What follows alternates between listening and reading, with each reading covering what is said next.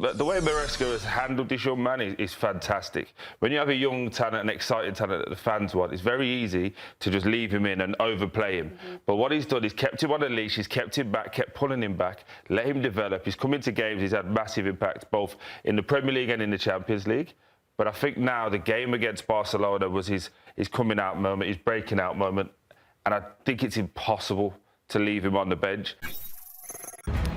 Well, we've got a top-of-the-table clash over in the Premier League this weekend as Arsenal, who sit first in the league, are taking on Chelsea, who sit right below them. Arsenal so far have put 24 goals in the back of the net. Chelsea 23. Arsenal have allowed 6 goals, while Chelsea have allowed 11 goals. So top of the table clash here. Very exciting. Both teams, Troy, coming off impressive wins in Champions League this week. I mean, you can't ask for better momentum to go into such a big matchup. But is there one team that you think maybe has a bit more momentum coming into this weekend? It's really hard to split them because Chelsea, on every occasion since the Club World Cup, whenever there's a big game and everyone thinks they're going to lose, they've stepped up to the plate. So you would say they're coming in with great momentum.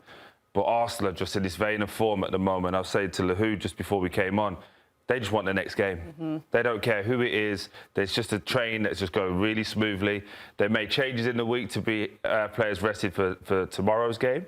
They've had injuries, and it doesn't matter. Whoever plays, next man up, they win. So I'm going to give it to Arsenal slightly in favour of coming in with the best momentum. Is there less expectation stroke pressure from the fans of Chelsea on their team than there is of Arsenal? Yes, because for 2 years now we've heard that, you know, they don't want to win the league this year. It's all about getting in the Champions League, and they keep using this narrative, oh, we're buying young, and it's a young squad. Well, if you keep buying 17-year-olds, it's going to be a young squad. That's kind of what it is. So I think they've given themselves this out that if nothing comes of this year other than Champions League, it was a good year. But for me, I think for the money spent, the talent that they have to be competing, and they have to try and win something. Yeah, I just think mentally, sorry, Mikey, I just think mentally there's more pressure on Arsenal. Yeah, I fully agree, and the most pressure is not on him, not on him, not on him. The manager up there, right? Mikel Arteta. It's time to deliver, and he's been delivering. North London derby delivers, right? Champions League against Bayern, the so-called best team in the world, delivers. Former, thank you. I do agree with you on that. And now, you know, it is his league to lose. It's his league title to lose, right? I'm looking at both managers, and if you're going to start this conversation, I love the momentum, the pressure chat, but I'm looking at the tactical masterminds, right? Enzo Maresca, I'm going to say it right now, he's one of the top managers in terms of tactics. He's a tactician. Mikel Arteta, he's engineering just this change in mentality. And when I look at Arsenal, there's just this maturity about them where after the match against Bayern, you didn't see what you saw against City last year, where it felt like they won the Champions League or the Premier League after beating them. Was it 5-1? Everyone was subdued, and you were right to say about the next match mentality. Declan Rice talked about it. They said, you know, you save your best performances for the Champions League. He goes, yeah, I'm just looking forward to the next match. Bring it on. And I just think that these two set the tones for their respective clubs, but when it comes to big matches and big games, Enzo Maresca, his side tends to show up. Yeah. So that's one big storyline to look at, is not necessarily just the players on the pitch, but the managers that are leading all of this. For you, Geoff, what are you looking at coming into this big match? The central midfield matchup. I can't wait to watch that, because you've got 4 of the best midfield players in Europe right now. Rice and Zubimendi for Arsenal, Fernandez and Enzo Fernandez and Caicedo for Chelsea.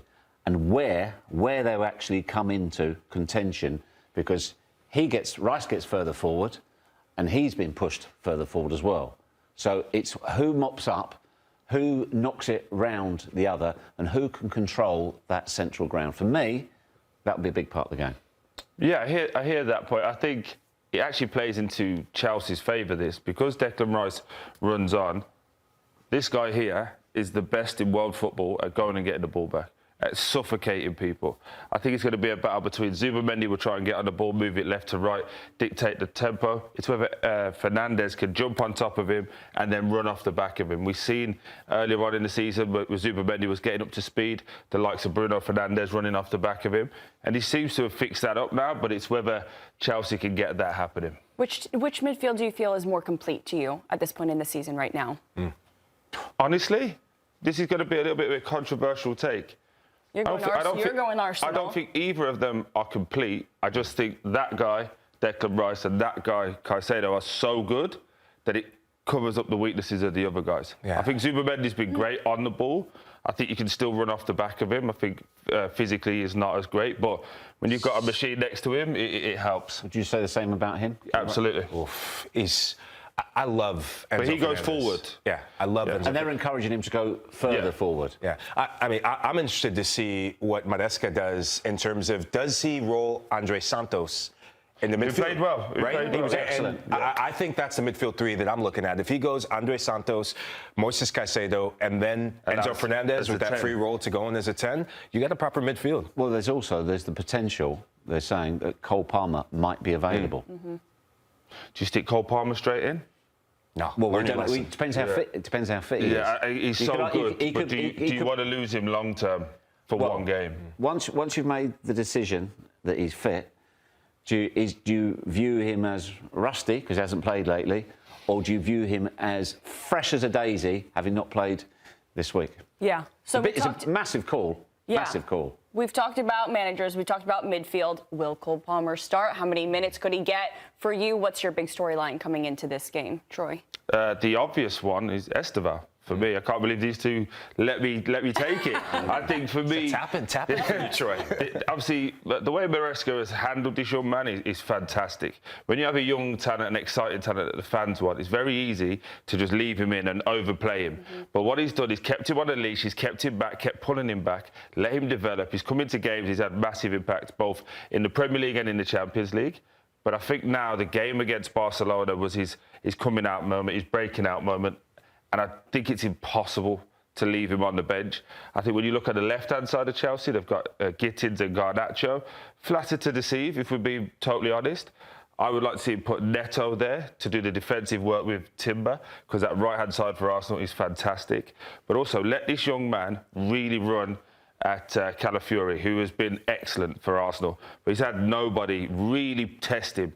And I think this young man is A, with the talent, but B, with that youthful, no fear, give me the ball, let me show you what I can do. I think he can cause him problems down that left-hand side. Yeah, in terms of the minutes that have been managed for Estevão, how do you feel Maresca has been doing with that so far? Brilliant. Yeah. Absolutely brilliant, to Troy's point, because it's... You've got to temper a young player's enthusiasm. The crowd are all calling for him. It's not as though the alternatives he has are poor. I mean, he managed to shoehorn Neto in, because you couldn't leave Neto out because he's been so good as well. He's been really, really clever. The problem he's got potentially is the return of Cole Palmer. Every coach would love this problem. So, you know what it's like. When it's really bad is when you've got nobody, when they're all injured. When you've got so much talent available. And also, as well, flip side, Arsenal, Gyökeres could be fit. There's even talk of Havertz being available as well. That's why, Claudia, I'm so excited for this game, because the amount of talent on both sides and both benches. Yeah, it helps when you've got so much talent. Yeah. So you start trying to figure out who's going to start, who might not start. So Lahoud, walk us through the projected lineups that we have for this matchup. And I specifically want you to take us through how this Chelsea defense will be able to stop this Arsenal attack. Yeah, this game is going to be decided by two facets. The midfield matchup is one thing, but Chelsea, when their backline shows up, and I'm looking at my main man, Trev Chalobah. Trev Chalobah, unwanted last season, comes back. You were at the Club World Cup final, right? Yeah. I think that's probably his best performance in the Chelsea shirt. And as of late, he's been kicking on. Wesley Fofana, will he, won't he have a gaff in the back, right? Those two and their connection with the likes of Kukre and James, Chelsea's fullbacks, they've been excellent. His health and consistency in the team gives him a bit of quality on the ball. Mark Cucurella, in terms of contestants, in terms of sweepstakes, week in and week out, it's who's going to win the sweepstakes to Cucurella Island. Lamine Yamal won it. Mohamed Salah won it. If Bukayo Saka wins it, then it's another victim to his 1v1 defending mentality, monster mentality. But this triumvirate here with the Sanchez, Fofana, and Chalobah, they have to have the game of their lives, or else Chelsea have no chance. No, I agree with that. I think the biggest concern, as I spoke about, is Estevão. I think, to your point when you were saying about maybe putting in Santos in there as well and moving him up here, they haven't figured this out from the striker's point of view. The lap came in to be that big physical presence, but I think he's needed to adapt because when he was at Ipswich, there was so much space in behind. He could run in behind. Now he's having to be cute, look after the ball, and I think João is better in there. But he only plays best up here when Cole Palmer's back. And so with Cole Palmer back, there's a few little things there. The biggest thing for me is, can Sanchez have the games he's had against the likes of PSG? Because you know with Arsenal, there's crosses coming in the box, the set pieces coming, and they're averaging over 8 set pieces a game at the moment. So for Arsenal, it's a numbers game. We only have to get 1 right to score. Sanchez has to get all 8 right. Yeah, I want to give you a little nugget before you go in, Geoff. So Chelsea, 4 goals conceded on set pieces in the Premier League. You think of the games they've lost. Sunderland, set piece goal, lose. Was it Brentford or Brighton? Set piece goal, loss. You do that to Arsenal? See, Arsenal actually, I mean, Mourinho could have had a hat-trick midweek of headers. So it's one thing looking at Chelsea and they might think, OK, he's not what you would call a traditional 9, so they'll be quite comfortable with that. But then when you put it to them, but you're going to have to deal with his delivery. He's a threat at set pieces. He's a threat at set pieces. Then it's a whole different ball game. So I think that defence, it's not just the Arsenal striker or the forward line they're facing, it's the Arsenal set piece. For all the talent on show, you look at this Arsenal team and you go, where's the weakness? When we look at Chelsea team, we can pick out 3 or 4 weaknesses. So for all the talent they've got, and again, it's a young, youthful team and all of that narrative, now they need to be able to step up and come to this big game like they have done in recent times and show us that they're ready to really challenge for the Premier League. Geoff, how much do you think the result of this game is really going to set the tone for the rest of the year? I mean, is it maybe we need to see a blowout from either team for it to really feel like it sets the tone?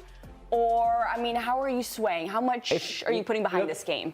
If you look at the 2 potential results, if Arsenal win the week they've had, North London derby, Bayern Munich, the former best team in the world, and then they beat Chelsea, then they're going to say, right, bring it on. But the wind that would be beneath their sails or beneath their wings, they would absolutely feel that they are invincible. It would be a statement week, not a statement win, a statement week. Doesn't mean they've won it, doesn't mean they'll guarantee it, but the confidence and the belief it would give them would be huge.